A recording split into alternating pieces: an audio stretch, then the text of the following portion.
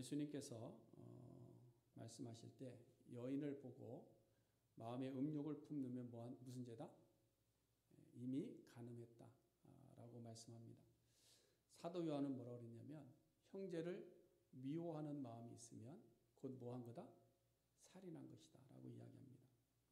실제적인 간음과 실제적인 살인이 없었다 할지라도 우리의 마음속에 음욕을 품고 미워하는 마음을 품는 것만으로도 성경은 간음과 살인의 죄가 성립된다라고 말씀하고 있습니다.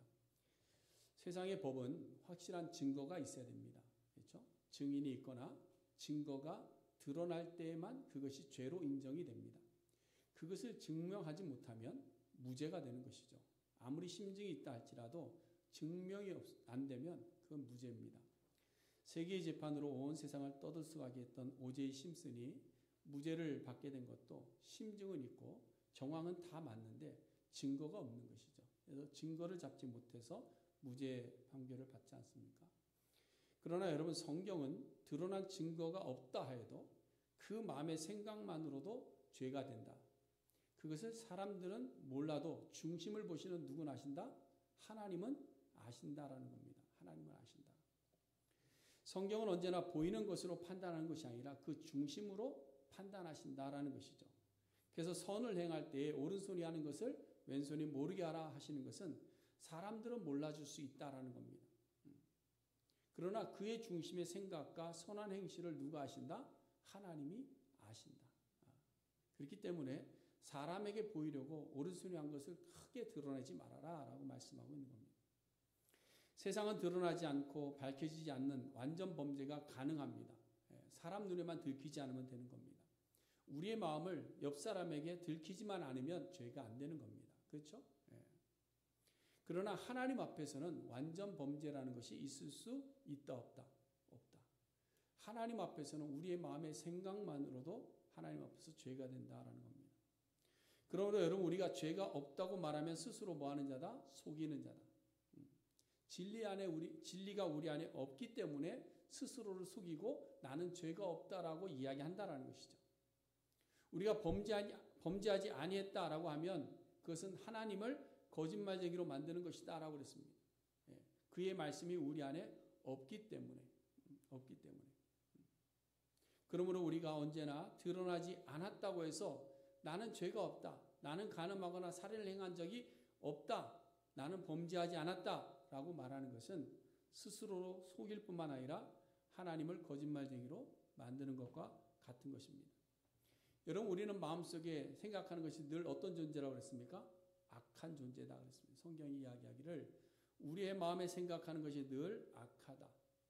근데 이것을 인정하고 우리 안에 있는 이 악한 생각들을 날마다 그때그때 치료하면서 살아가야 하는 것이 신앙입니다. 그렇지 않으면 마지막 때에 갔을 때 치료 불가능 상태에 이르게 될 수밖에 없다라는 것이죠. 우리 속에 악한 존재들이 악한 마음을 드러내고 악한 생각을 가지고 죄를 범하게 될 때에 그 죄의 모습이 드러나지 않았다고 해서 눈 감고 덮고 지나가서는 안 되고 그것을 치료해야 된다는 거예요. 치료하지 않으면 큰 어려움을 당하게 된다라는 것이죠. 우리의 육체도 마찬가지 아닙니까? 벌써 오래전 일인데요. 이전에 섬기던 교회에 어느 권사님이 있었습니다. 이 권사님이 전화가 왔습니다. 갑자기 내가 암 선고를 받았다고 그래서 지금 병원에 와 있다라는 전화를 받아서 제가 급하게 신방을 갔습니다. 병원 라비에 이제 그 남편분과 가족들이 이렇게 앉아 있습니다. 근데 이미 암 선고는 받았는데 더 진행할 수 있는 것이 뭔가를 알기 위해서 지금 의사와 진료를 나누는 가운데 가족들은 라비에서 대기하고 있는데 온몸이 다 번져서 수술 자체가 불가능하다는 이야기를 듣고 이제 권사님이 나옵니다.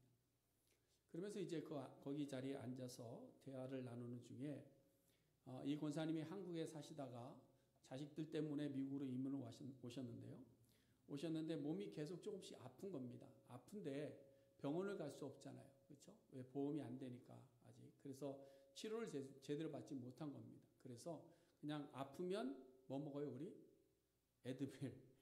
만병통치약 에드빌 먹고 타이레놀 먹고 그러면서 그냥 견디셨다는 거예요. 그 몇 년을 그렇게 지내오다가 너무 아파서 병원에 가보니까 암이라는 겁니다. 근데 그 암이 온몸에 다 번져서 수술 자체가 불가능하다. 그래서 길어야 6개월이다라는 선고를 받고 결국은 6개월도 다 채우지 못하고 세상을 떠나셨습니다. 조금 이상이 있을 때에 병원 가서 그때그때 치료를 받았다고 한다면 이렇게까지 되지는 않았을 것입니다. 그래서 저도 정기검진 열심히 받고 있습니다. 6개월마다 한 번씩 꼬박꼬박 가서 피검사하고 약 먹으라면 약 먹고 의사가 시키는 대로 열심히 따라하고 있습니다. 그랬더니 아픈 부위가 더 나오는 것 같아요. 여기도 아프고 저기도. 검사 받을 때마다 하나씩 늘어나. 약도 하나씩 늘어나.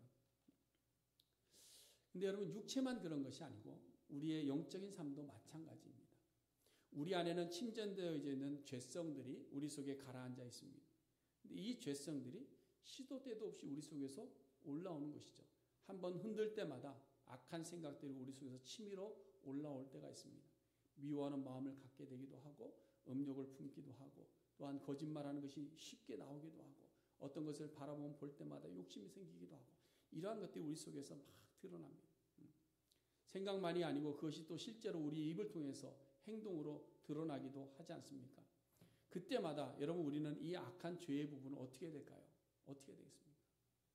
아유 다른 사람에게 해끼치지 않았으니까 괜찮겠지 하고 덮어두고서는 안 된다라는 겁니다. 예수님께서 말씀하신 대로 여인을 보고 음욕을 품으면 왜 간음이 되느냐. 대표적인 예를 우리는 보지 않습니까? 다윗입니다.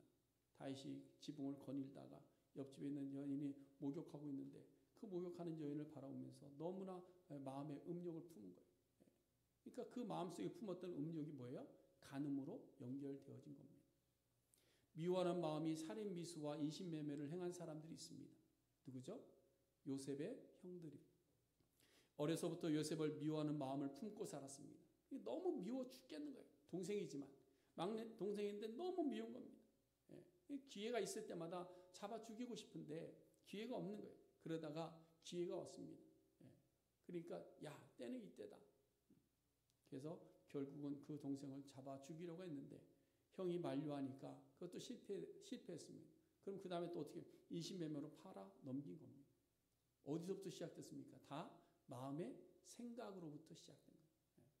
이렇게 죄의 생각을 우리가 그때그때 치료하거나 죄를 범한 일에 대해서 자백함으로 깨끗함을 받지 못하면 그때그때 받아야 되는데 그렇지 못하면 결국은 회복 불능의 상태까지 가고 만다. 그게 누구냐? 바로 북이스라엘이 그랬다라는 것을 오늘 본문이 우리에게 이야기하고 있는 겁니다. 그래서 오늘 본문 1절 말씀 보면 이스라엘을 치료하려 할 때 에브라임의 죄와 사마리아의 악이 드러났다 이렇게 이야기합니다. 치료하려고 열어보니까 그 속에 악함과 죄악으로 가득하더라라는 것이죠. 여러분 북이스라엘은 여로보암이 나라를 분리하면서부터 그때부터 죄가 계속해서 시작됩니다. 계속 쌓여갔습니다. 산당을 만들었습니다.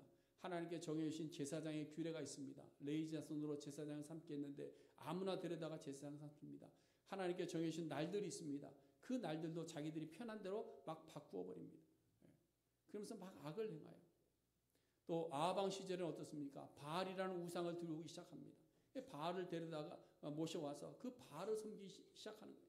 그래서 하나님께서 엘리야를 보냅니다. 그래서 엘리야를 보내서 그 바알의 제사장들과 싸워서 바알을 무너뜨립니다. 치료하시려고 보낸 거예요. 그럼에도 불구하고 엘리야 옆에 서서 함께 싸우는 자가 한 사람도 없더라. 도리어 엘리야를 공격해서 죽이려고 해서 엘리야가 도망가고 말지 않습니까? 그 후에 여로보암 2세가 등장하면서 북이스라엘은 경제적인 대국이 됩니다. 굉장히 부유했습니다. 그러나 더욱더 영적으로 도덕적으로 타락하기 시작한 거예요. 그래서 우리 집사님이 기도한 대로 세 가지가 없어서 결국은 망하게 되죠. 그래서 하나님께서 그것을 지적하려 가르쳐 주시려고 치료하시려고 선지자들을 보낸 겁니다. 그 선지자가 호세아고 아모스입니다. 그래서 선지자들이 와서 이야기합니다. 너희들의 죄가 너무 크다. 너무 크다. 그래서 이스라엘의 죄를 아주 적나라하게 다 드러냅니다. 마치 의사가 전이된 암의 모습을 여기도 죄가 있고 여기도 암이 있고 여기도 암이 있고 여기도 암이 있고 그래서 당신은 회복 불능 이렇게 이야기하는 것과 똑같습니다. 그것이 바로 에브라임의 죄고 사마리아의 악이었습니다.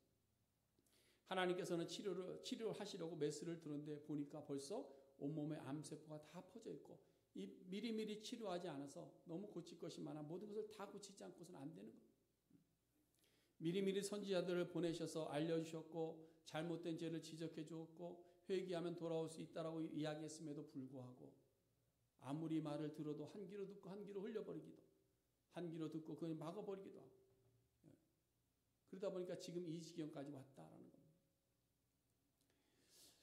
지난번에 저희 집에 큰 공사가 있었습니다. 싱크대에 아래 파이프가 빠져서 집을 대대적으로 수리한 적이 있는데요. 처음에는 그냥 눈에 보이는 것만 고치면 되는 줄 알았습니다. 그래서 이것 하나 고치니까 또 다른 것이 나오고, 이것 하나 고치니까 또 다른 것이 나오고, 이것 하나 고치니까 이것도 고쳐야 된다고 그러고, 그러다 보니까 자꾸 공사가 더 커져서 너무나 많은 것을 고쳐야만 됐던 그런 경험을 했습니다. 마찬가지입니다. 우리의 신앙이 그렇습니다. 그때그때 우리가 매주일마다 주님 전에 올라와서 참회 기도를 드리는 이유가 뭐냐? 우리가 한 주간 동안에 지었던 모든 죄의 모습들 그냥 지나가서는 안 된다는 겁니다.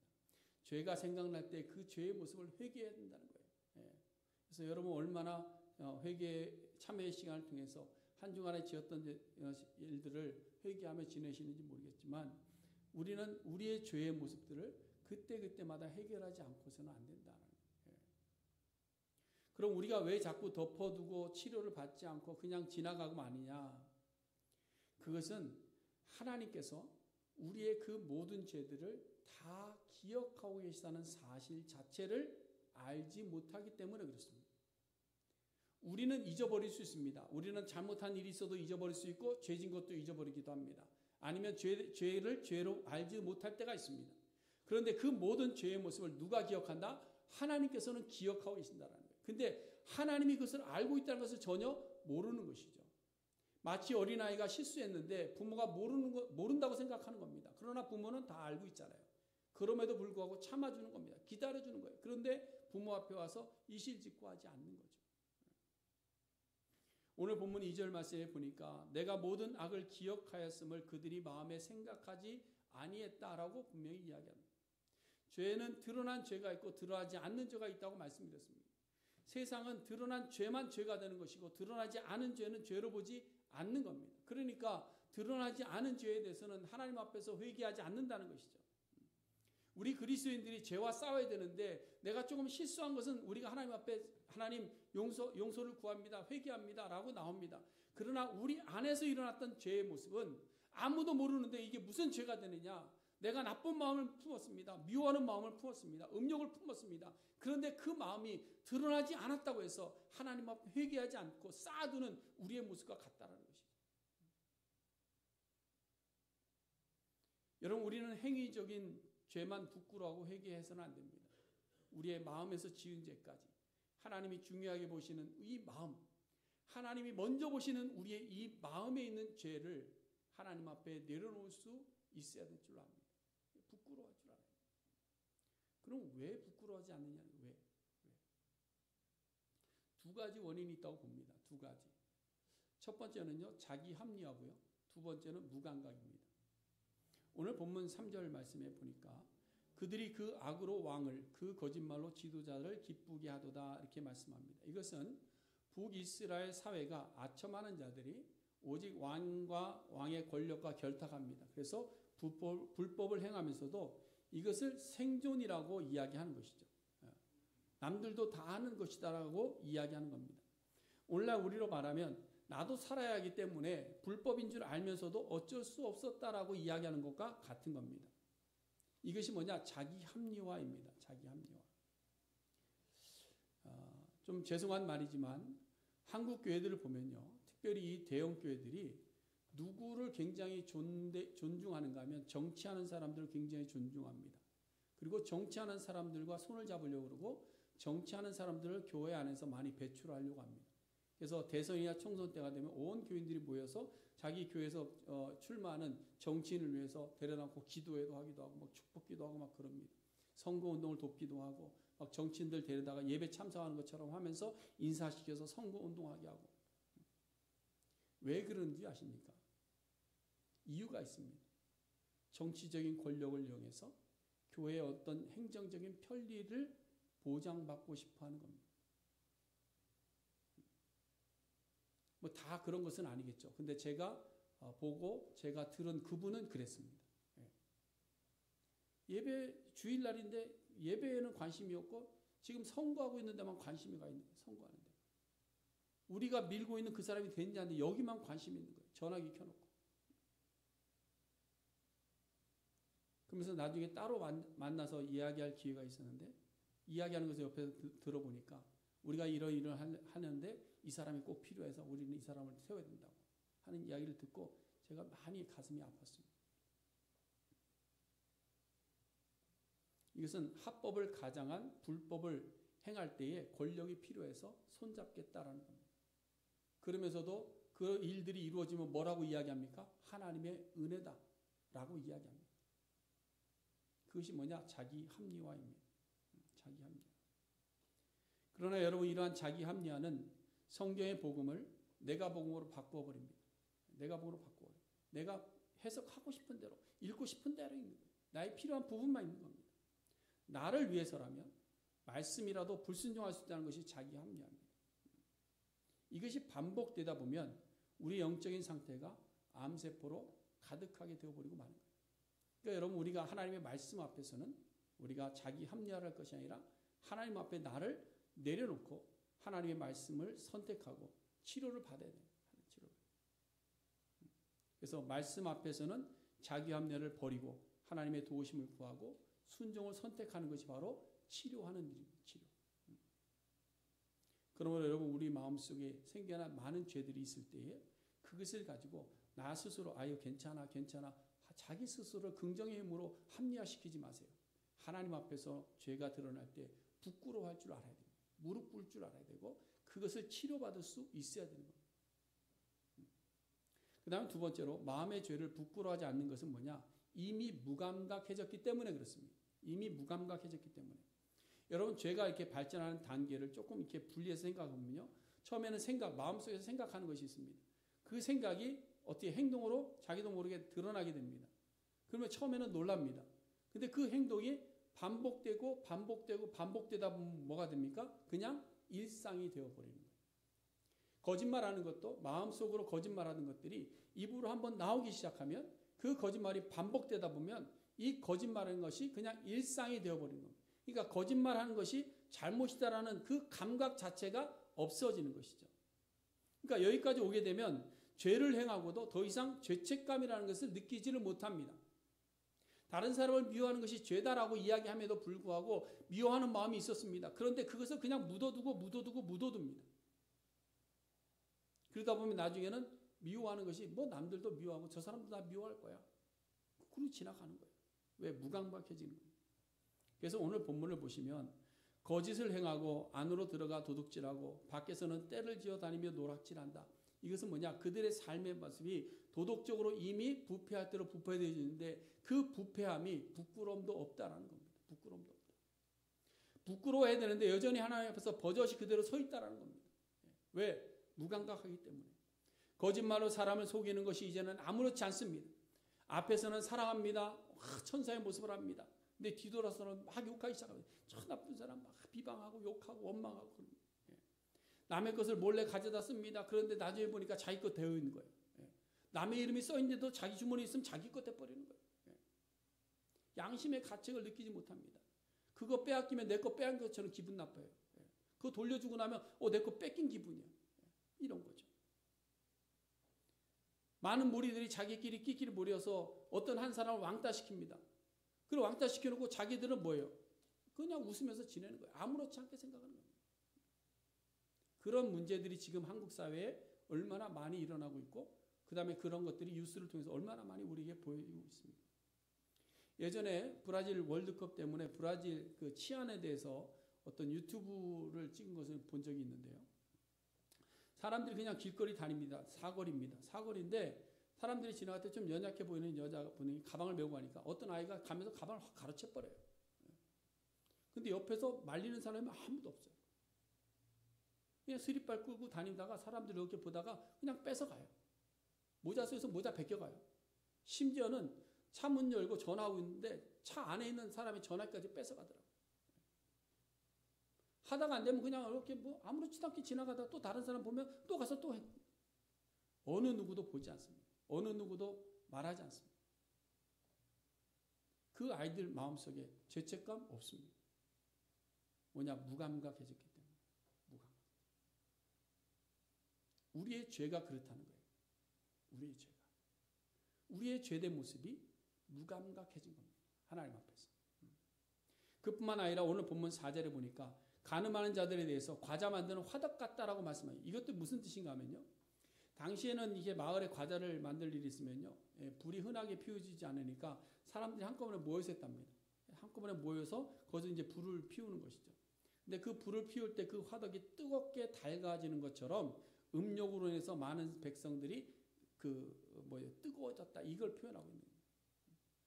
근데 그것이 아주 공공연하게 많은 사람들이 모인 자리에서 자행되어졌다는 거예요.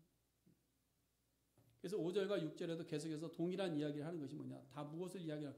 무감각해진 이스라엘 백성들의 삶의 태도들을 이야기하고 있는 거예요. 이스라엘 백성들이 하나님을 두려워하지 않는 것은 죄에 대해서 무감각하기 때문입니다. 죄에 대해서 무감각합니다. 여러분 오늘날 우리 성도들이 회개하지 않는 것도 마찬가지입니다. 죄에 대해서 무지하거나 아니면 무감각한 겁니다.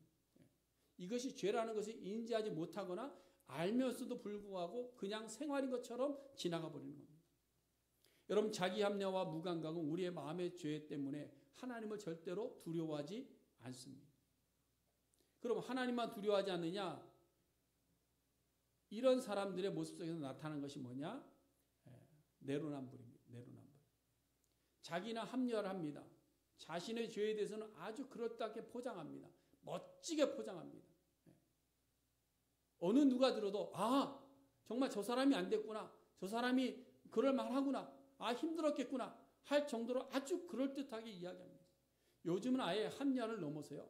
미화까지 시켜버리지 않습니까? 남의 것을 도둑질하는 도적들이라는 영화들 이렇게 보면요. 도둑질하는 그 사람들을 너무나 멋있게 그려놓는 거예요. 불륜인데 분명히 부인이 있고 가정이 있는데 불륜을 저지르는데 그 불륜의 사랑을 너무나 아름다운 사랑으로 포장하고 있는 겁니다. 집단 이기주의에 서로 잡혀서 불법을 자행하는데 그것을 은혜라고 이야기하고 복이라고 이야기하는 겁니다. 자기에게는 그래요. 자기에게는. 그런데 다른 사람에게는 어떻습니까? 참아주지 않는 거예요. 다른 사람의 죄는 지적 잘합니다. 다른 사람에 대해서는 책망도 잘합니다. 다른 사람이 하는 것은 너무나도 정확하게 찝어냅니다. 근데 자기는 그 행동을 하지 않는 거죠. 그게 내로남불입니다. 어떻게 할 수 있느냐? 북이스라엘의 왕들의 모습을 보면 어느 정도 보입니다. 북이스라엘의 왕이 총 19명입니다. 19명인데 이 중에 6명이 암살당했고요. 스스로 자살한 사람도 있습니다. 왜 암살을 당했느냐? 엘라는 신무리에게 암살당하고 여호람은 예후에게 암살당하고 스가랴는 살룸에게 당하고 살룸은 또 무나헴에게 살아당하고 이렇게 베가는 부가히냐는 베가에게 베가는 또 호세에게 계속 살해당합니다. 왜 살해할까요? 왜 암살합니까? 너가 왕정을 잘못하고 있고 내가 하면 잘할 수 있어 라는 생각을 가지고 암살하고 자기가 왕이 되는 겁니다. 그러면 자기가 왕이 됐으면 잘할까요? 아니에요. 잘못한다고 또 다른 사람이 자기를 또 죽이는 겁니다. 이런 일들이 19명의 왕이 지나오는 동안에 그 안에서 계속해서 벌어지고 있더라는 거예요. 하나님 앞에서 죄도 무감각합니다. 자기 죄를 드러내지도 않습니다. 고백하지도 않습니다. 거기다가 다른 사람의 죄는 잘 지적합니다. 그래서 자기가 할 수 있다고 하지만 자기는 그 일을 하지 않습니다. 이것이 지금 북이스라엘의 모습입니다. 그래서 여러분 예수님도 내로남불 하지 말라고 가르치지 않습니까? 가르치기도 하셨고 내로남불 하는 사람들을 부끄럽게도 하셨어요. 마태복음 7장 1절에 보면 비판을 받지 아니하거든 비판하지 말아라. 너희가 비판하는 그 비판으로 너희가 비판을 받을 것이다라는 거예요. 그렇죠? 내가 다른 사람의 허물을 지적합니다. 그런데 그 지적한 허물이 누구에게서 발견되느냐? 내 속에서 발견되고 있더라. 너도 못하면서 왜 남에게 그런 비판을 하느냐? 이 얘기를 하고 있는 거예요. 자기 눈 속에 뭘 보지 못합니까? 들보를 보지 못하는데 남 속에는 뭘 봐요? 티는 보는 거예요. 이게 뭡니까? 내로남불이에요. 내로남불. 그래서 여러분 우리 그리스도인들이 남을 비판하는 일에 너무 예민하거나 남을 비판하는 일에 너무 탁월해서는 안 됩니다. 누구를 비판해야 될까요? 자기를 비판할 줄 알아야 돼요. 자기를 볼 줄 알아야 돼요. 그래야 하나님 앞에 부끄러울 줄 알고 자기의 죄를 치료받을 수 있습니다. 또 예수님께서 실제로 가늠하다 잡혀온 여인에게 돌을 던지려고 할 때에 많은 사람들을 부끄럽게 하지 않았습니까? 너희들 중에서 이 여인과 같이 죄진 자가 있는데 죄 없는 사람이 있으면 한번 던져봐라. 모든 사람들이 돌 내려놓고 떠나가 버렸어요. 여러분, 오늘날 우리가 영적으로 무감각해서 하나님 앞에서 죄에 대한 두려움이 없으면 나의 죄는 스스로 합리화합니다. 나는 그럴 수 있어. 근데 다른 사람이 좀 허물이 있으면 어떻습니까? 저래서는 안 돼. 여러분, 남의 이야기가 아닙니다. 우리 안에 이미 이러한 작은 증상들이 너무나도 많이 나타나고 있습니다. 많이 나타나고 있어요. 제 속에도 있고 여러분 속에도 있습니다. 우리가 현실을 직시해야 됩니다. 제가 이렇게 말씀을 드려도 목사님 아무리 그래도 나는 아니에요. 나는 깨끗해요. 나는 죄 없어요. 하시는 분이 계시겠지만 아닙니다. 스스로 속이는 자가 되어서 병을 숨겨놓지 마세요. 숨겨놓으면 안 됩니다. 우리 안에서부터 우리의 언어와 행동을 통해서 쌓여지는 이 증상들을 치료해야 됩니다. 어떻게 치료할 수 있느냐? 한 가지입니다. 하나님 앞에 나아가서 부르짖으면 되는 겁니다. 하나님 앞에 나가서. 오늘 본문 7절 마지막 문장에 보세요. 그들 중에는 내게 부르짖는 자가 하나도 없도다. 그렇게 죄를 짓고 그렇게 병들어 있음에도 불구하고 하나님을 찾아오지 않더라. 그래서 1절에서는 하나님께서 치료하려고 찾아오셨는데 7절에 보니까 치료 받아야 될 사람들이 하나님 앞에 호소하는 자들이 하나도 없더라. 그래서 결국은 북이스라엘이 멸망당합니다. 소돔과 고모라도 마찬가지 아닙니까? 의인 5명이 없어서 멸망한 겁니다. 하나님 앞에 부르짖어 치료받는 백성들이 고침을 받는데 하나님 앞에 나가서 부르짖지 않으니까 치료받을 수가 없는 거예요. 여러분, 우리 속에 죄가 있을 때 그냥 아이고 내가 실수했네 지나가지 마세요. 절대로 그냥 지나가지 마세요. 하나님 앞에 반드시 부르짖어서 그때그때마다 치료받으시길 바랍니다. 그래야 또다시 똑같은 상황이 올 때에 우리는 똑같은 죄를 범하지 않을 수 있는 겁니다. 여러분, 이제 우리는 우리 영적인 상태를 좀 진단해 봐야 됩니다. 북이스라엘 상태를 봤습니다. 그럼 우리의 상태는 어떠냐? 여러분, 우리는 우리 안에 죄성이 있음을 인정하고 있습니까? 여러분, 내 속에도 죄성이 있다고 여러분 인정하십니까? 질문 앞에 대답하세요. 스스로 대답하세요. 스스로. 우리는 우리 안에 있는 죄를 범했을 때 나는 스스로 어쩔 수 없었다라고 합리화하고 있지 않습니까? 내가 죄를 졌어요. 실수했어요. 범죄했어요. 그 범죄한 내용이 성경 속에서 우리에게 가르쳐졌어요. 그때마다 우리는 어떻게 합니까? 아, 내가 죄인이구나 하고 있습니까? 아니면 아유, 하나님 어쩔 수 없었어요 라고 자기 합리화하고 있습니까? 우리는 죄를 범하면서 불순종하면서도 마음에 아무런 아픔도 없습니다. 하나님에 대한 두려움도 없습니다. 그런 상태에 있지 않습니까? 여러분, 죄를 졌는데 눈에서 눈물이 흐르잖아요. 회개의 눈물이 흐르잖아요. 그러면 뭡니까? 이미 병들어 있는 거예요. 우리는 남의 허물과 죄에 대해서는 정의가 하면 불타서 입 바른 소리 잘합니다. 지적도 정말 잘합니다. 정말 잘하고 책망도 아주 예리하고 날카롭게 잘합니다. 그런데 나에 대해서는 관대합니다. 그렇지 않습니까? 그렇다면 우리는 병들어 있는 겁니다. 우리의 영적인 상태가 이런 암세포에 정명당하고 있다는 증거들을 보여주는 겁니다. 그러나 여러분, 우리는 염려할 것이 아니라 오늘도 우리에게 이 말씀이 우리에게 주어진 것은 하나님은 우리에게 어떤 분이세요? 치료하시는 분입니다. 이 말씀을 왜 주시느냐? 너희 나쁜 놈이야. 이 얘기를 하는 게 아니고 하나님이 치료하시려고 지금 왔으니까 하나님 앞에 갑시다 이 얘기를 하는 겁니다.